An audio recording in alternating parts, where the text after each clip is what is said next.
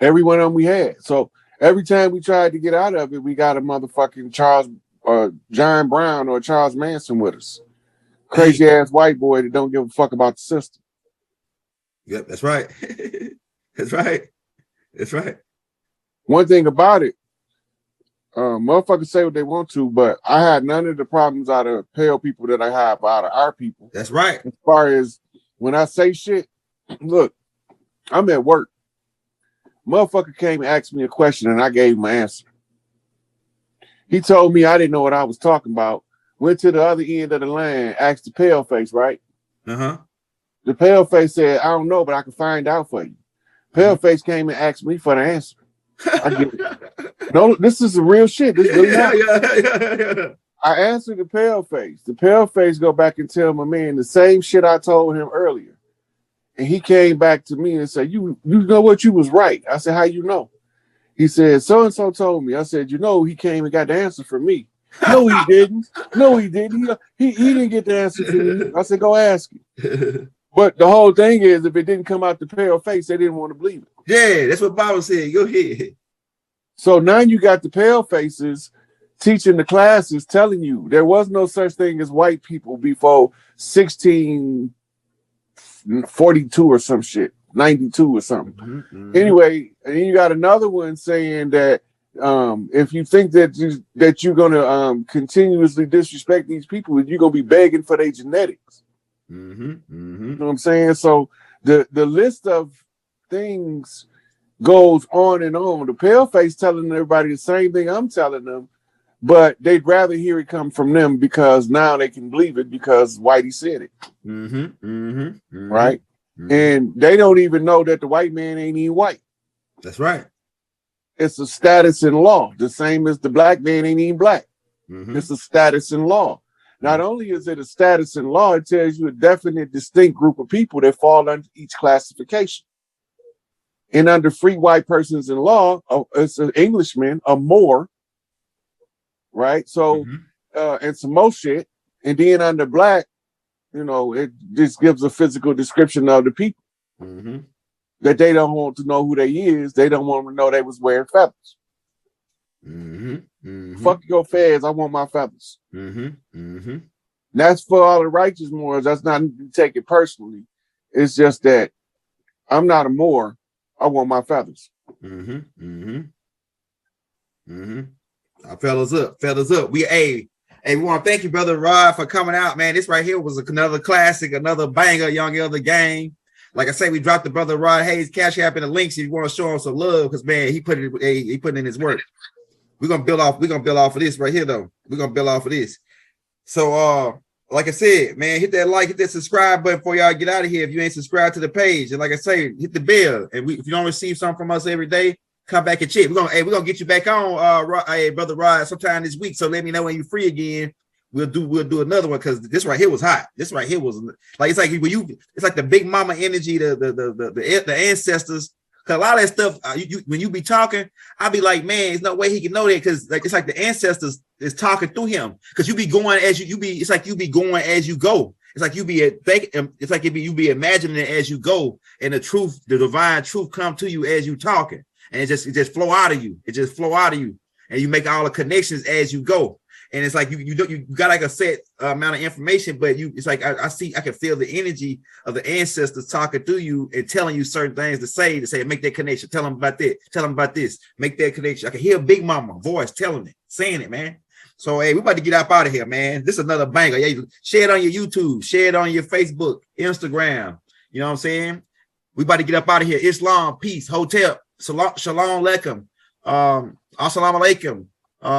Peace and harmony and love. Ashug, divine love throughout the violence universe to all. Wadu.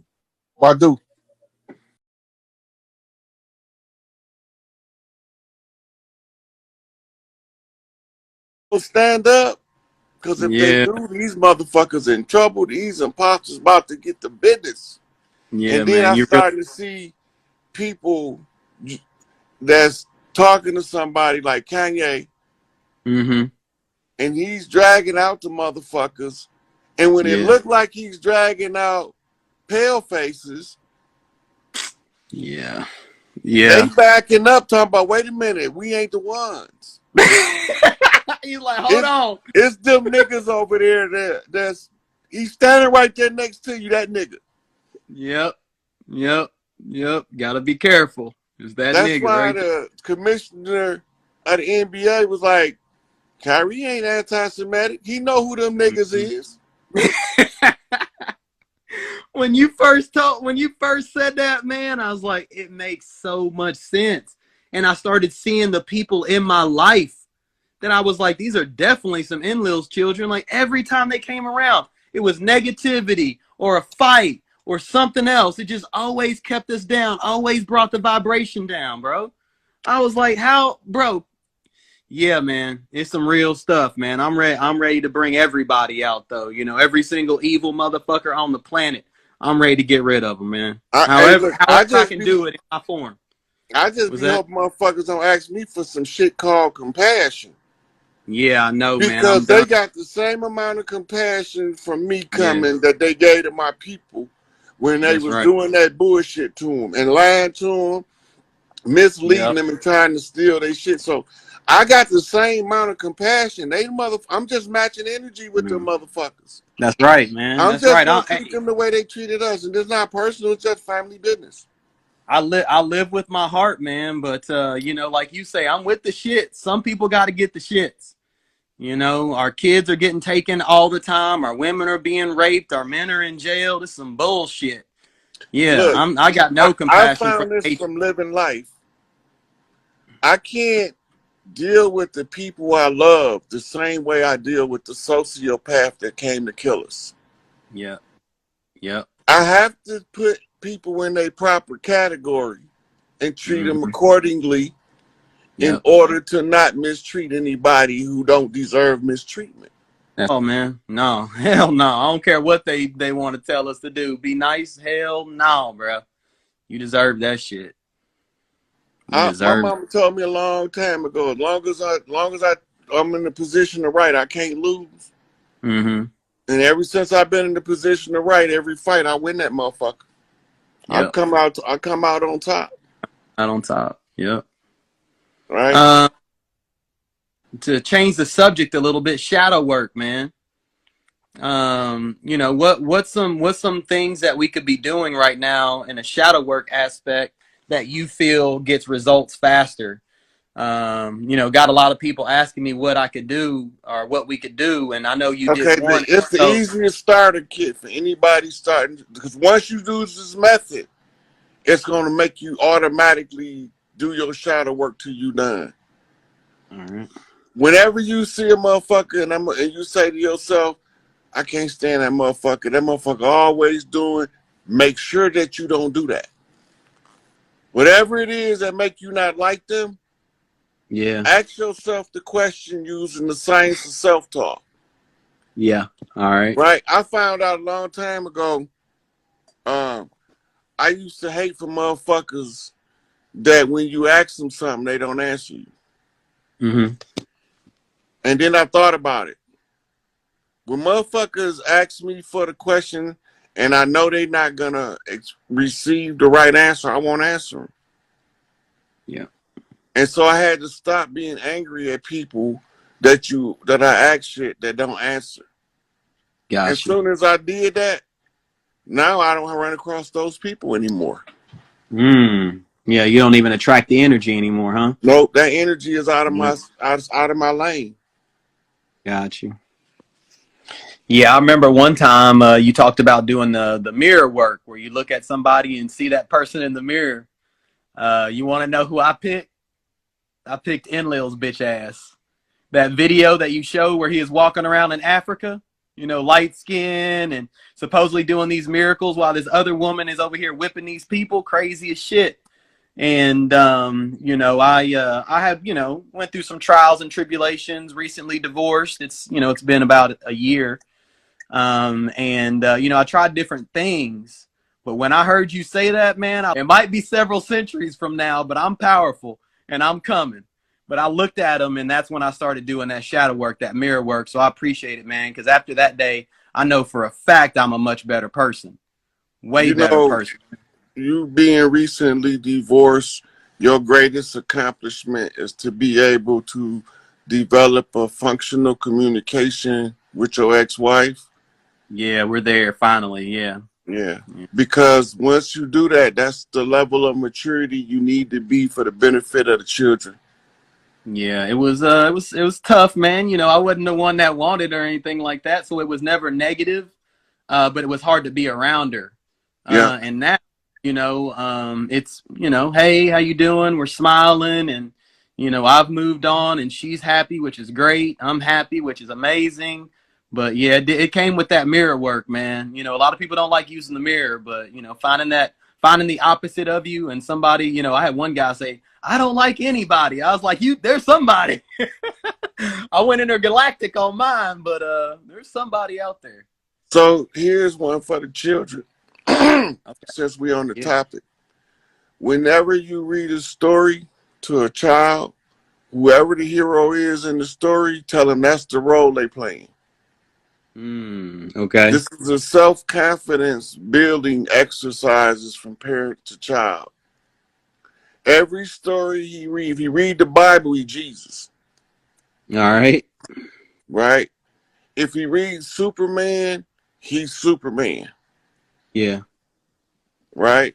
If he read Aquaman, he Aquaman. He's Aquaman. Yep. And tell them to always be the hero in every story they read so they can be their own hero in their own life. Yeah, that's deep, man. Yeah. Stop. We teaching them they can be the bus boy. They can be the maid. Yeah. They can be the one to clean the shit up out the stables. Yeah. I did all that shit so my son don't have to. Yeah. Right? So now that I know the secrets to how to build their self-esteem, I can give those secrets to the children. I could tell the rest of the clans this is how we start building the self-esteem to overcome the post-traumatic slave disorder. Right. Yeah. Right. You said something one time. I'd love for you to let the people on the live hear it. But you were talking about something that you did with your son, like that routine that you have with your son. If you could tell that story, because I actually told it to one of my my female friends, and she does it with her son now. But you can do it a lot better because I don't have a young kid, but it was huge for her and her son. When I used to get my son a bath, ever since he can talk, I gave him a mantra. In the mantra, when he get out the tub, while I'm drying him off, we say it together. I look good. I said, my name is Jeremy. I look good. I smell good. I feel good. I do good. I be good because I am good. I am good, yeah. And he got to the point where I say, now say your stuff, and I'll be drying him off, and he'd go through it by himself, and I was like, you got it. Yep. If I don't give him nothing else, that's going to take him through any obstacles that come in the way. Yeah. Yeah, that really resonated with me. I remember the feeling too. I kind of got chills. I got two boys. One's 14 and one's 18. And unfortunately, I grew up, we grew up together while we were in the Matrix, and I didn't have my awakening until late. So my 18-year-old is not really feeling all this. And my 14-year-old, we're over here learning about, space time and time space. He's kind of in that mix where he's starting to realize he has some power. We have some power as a people. We have some power, and he's really starting to believe it. My 18-year-old's on the other side. So I had a buddy of mine, Native American couple, man, a beautiful. Let me tell you this crazy story, man. I was on that ship, so I went with Billy Carson to Egypt, and there was this Native American couple that were on this ship, and beautiful couple, man, beautiful couple. And they were sitting there and they were like, do you know there's so many millions of us Native Americans that have been getting killed by the government? And I looked at them, I'm like, hundreds of millions, because we're the Native Americans too. And they didn't take no offense to it. They pulled out their cell phones, Rod, no cap. Grandfather, black as us, grandmother, black as us. And they were like, absolutely. And I said, one of my master teachers, it's you and Billy, but my master teacher, Rod Hayes, told me about some lady named Mama Bear, and I haven't looked up the video, but we're gonna check it out soon. No joke, Rod, you posted it the next day, that Mama Bear video. So I went and I went and I was looking for him, and I found the lady. Her name is Melanie, and we went downstairs and we watched the Mama Bear video, and we had such a touching moment, you know, because she understood everything that's happened to us as a people, especially when Mama Bear said, we gotta, I'm ad-libbing, I don't remember exactly what she said, but she was like, we gotta love our black people because they pretty much sacrificed themselves for us. They knew that they were the strongest people on the planet, and they went and did this so we can continue these traditions. So we got to stop bullshitting and start helping with these folks. You know what I'm saying? It was such a touching moment on that ship, man. It was, you know, and I told her, I was like, I've been looking for my tribe. I've been looking for my family, and I found it right here, man. So I was like, Rod done showed up. I vibrated somehow into Rod's mind because that moment had to happen. There were so many people around, because it's hard to conceptualize for some people that we're the organic people, you know what I'm saying? And they had no problem with saying, yep, you're right. Just started pulling out all these family photos, man. So we definitely got to go back, do our history, find ourselves, because, man, every single one of y'all, man, y'all got such a deep history, a deep background. Some of it's in Mississippi, some of it's in California, some of it's in Mesoamerica. But Rod, man, it was crazy, man. I just brought her up the day before and you posted that video. I was like, it was meant to happen, bro. It was so crazy. Oh yeah. So those are what you call moving to the singularity, convergences. Okay. And the more moving to the singularity we see, the more convergences we see, the singularity is getting enough of our people to realize the takeover that's in full effect. Yep. Yeah, man. Hermetics versus metaphysics. What's your take? Hermetics is metaphysics. So when I was reading the Kabbalion, they mentioned Hermetics wasn't the same as metaphysics because damn, what the hell did they say? Well, shit, I'll leave that to you. I mean, that's what you know what's up. So meta, right, means a unit of information. Mm-hmm. Physics is in reference to the physical construct. Mm-hmm. The 7 Hermetic principles govern the physical construct. Right. That's metaphysics. Those are the bytes of information that govern the physical reality. All right. Right. So the geometric structure of the hologram is Metatron's cube. Yep. Mm-hmm. Right. That's the energy signature of the grid. Right. It's Metatron's cube. Mm-hmm. Metatron's cube is called the star of life. When you activate Metatron's cube, you activate the Merkaba. Okay. Merkaba means spirit, body, ship. Right. And it comes from 3 Kemetic words. Mir, which means the ship. Ka, which is the body. And Ba, which is the soul. Yeah. Right? So the Merkaba is your heart chakra being activated by the upward rising pyramid and the downward pointing pyramid becoming Metatron's cube in the heart chakra. Yeah. The visualization for the meditation is to see Metatron's cube in a blue heart-shaped orbit, spinning around in your heart center. And this is driving the energy through Metatron's cube in your heart. All right. Yeah. Astral projection. Can you Hathor's temple? So I had this this astral projection, Rod. It was crazy. I was reading the lost civilizations of Atlantis, right? I wanted to astral project to Atlantis. So I start, doing my thing. I end up in water. There's this dude next to me, right? And he opens this gate. I walk up this gate, and I end up in this really beautiful palace looking thing. And there's these walls and different things like these huge columns. The floor was this beautiful blue and grayish color. And I look over, and these huge people, they were like 10 foot tall, huge, beautiful people. And one of them starts walking towards me, and I kind of get startled, and I come back.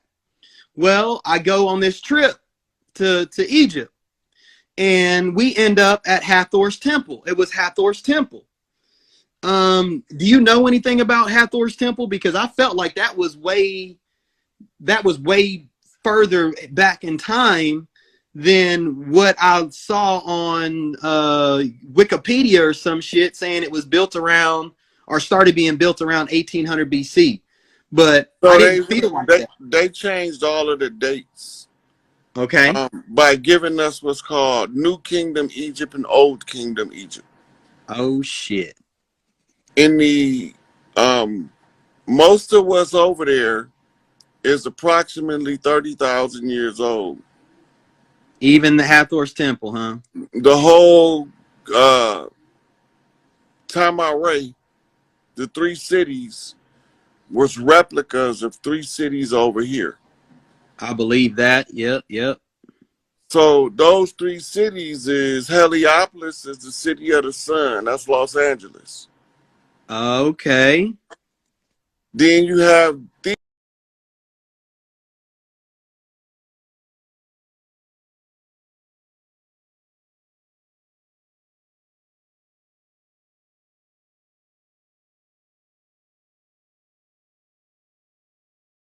but I just don't have any. So I mean that makes a lot of sense. Okay.